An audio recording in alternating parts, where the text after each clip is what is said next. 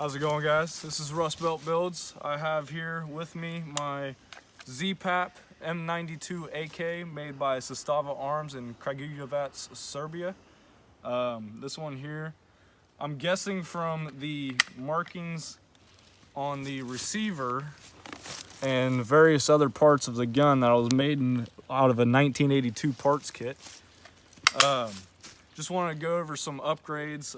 This thing started its life as just a regular run-of-the-mill pistol. There was no brace adapter. It was just a flat rear trunnion. Did not have a booster brake on it. It had a thread protector tack welded onto it. Pretty much just a regular ZPAP. Didn't even have the rail mount on the hinge dust cover. So when I first got it, what I did was I took a hand file to it and I took off the tack weld that held on the thread protector, and I put a CNC Warriors booster brake onto it. Next thing I did was we drilled a hole in the back of the trunnion and put a J-Max custom 1913 brace adapter onto it. Slapped a SB Tactical, I want to say it was called a TF 1913, might be different. It's just a triangle side folder brace. It is malleable, but it does hold up pretty good. Next up, what I did was I swapped the trigger for an ALG AKT trigger. It is a 3.5 pound short reset, the lightning bow one. Should probably take the magazine out of it. Show clear. I can say that the trigger is kind of a pain in the rear end. You'll probably have to do quite a bit of test fitting. I do recommend acquiring a Dremel for the roll pin to get the safety to work. But after I did that, I got this Texas Weapon Systems dogleg rail, Gen 3. Came with the rear recoil spring, I forget what you call this, but the button. Holds a pretty decent zero. I've broken it down multiple times. I just rang steel with it at 550 yards, even though, I mean, I was holding 20 foot over, but I hit it, so that was pretty cool. But out to 200 yards, you're spot on with this thing. On the top of it, I got a Vortex Crossfire 2 red dot.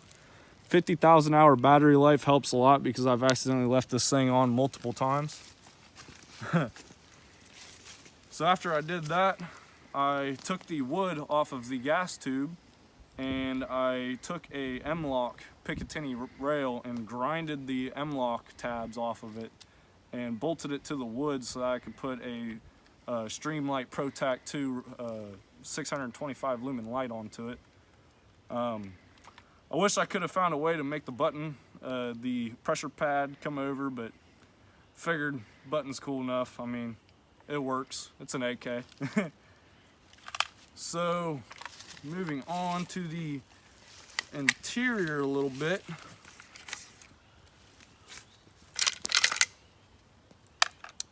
On the inside here, with the trigger, I did a M13 Industries trigger retaining plate because that Eagle Talon trigger retainer is a pain in the rear end sometimes. So, after I did all of that, I went ahead and got a Krebs custom safety lever, ambidextrous.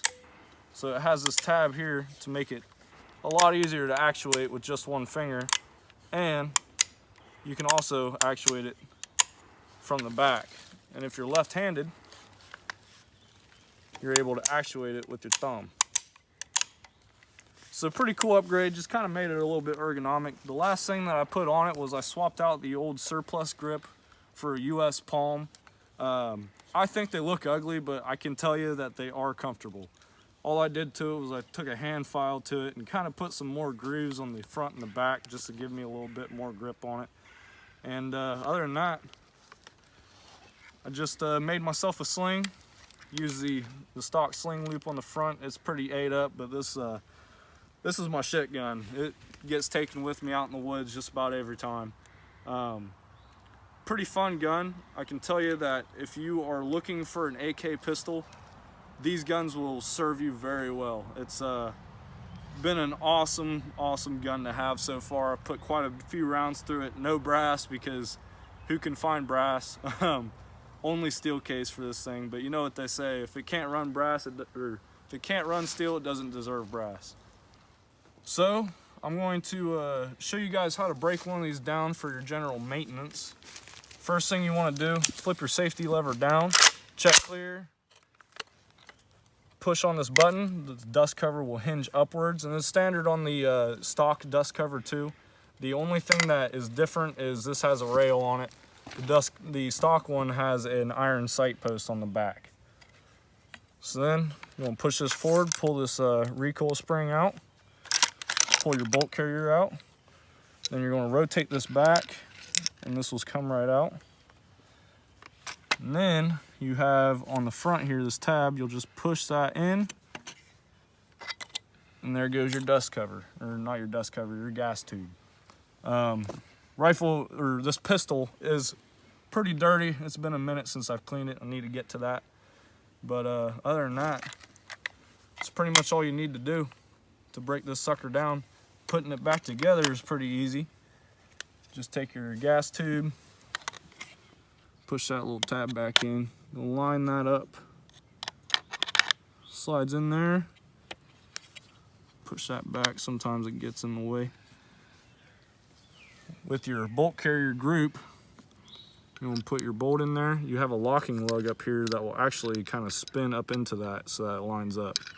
It's going to be that one there, and you'll line it up in this groove, push it forward, and it'll slip right in. Put that in. There's going to be a little cutout back here in the receiver for this part on the bolt carrier group to slide in, and it will run across these rails. So you just push that in, push it forward, take your recoil spring, push that in, and slide it back into its little guide there. Slap her down, and you are ready to water the Chechens. So what are your plans for this gun in the future? I want to shove a dog turd in it, prove that AKs will run through the shit. One other thing, guys, I do want to include, you guys should really check out Firearms Policy Coalition. They're doing a lot to help us in our gun rights. It's only $25 to join. Just check out FPC. They do a lot for us. Thank you, guys.